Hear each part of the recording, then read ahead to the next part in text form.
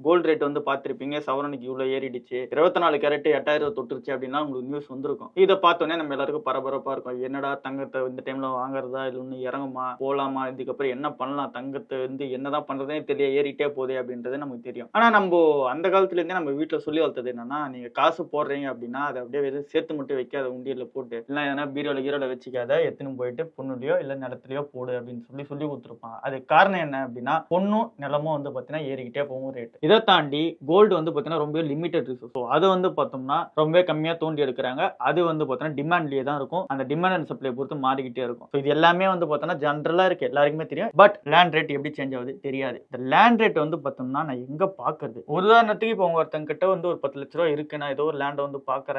ஒரு ரெஜிஸ்ட்ரேஷன் பர்ப்பஸ்க்காக கூட நான் வந்து ரெஜிஸ்ட்ரேஷன் முன்னாடியே பண்ணி வச்சுக்கிறேன். இஎம்ஐ போடுறேன் அப்படின்னு வந்தா கூட அவங்களுக்கு அந்த ஒரிஜினல் அமௌண்ட் வந்து வர மாட்டேங்குது. கோல்டுல இருக்க மாதிரி அந்த ஒரு டிரான்ஸ்பரன்ட் இல்ல. ஸோ அது என்ன அப்படின்றத பார்க்கணும்.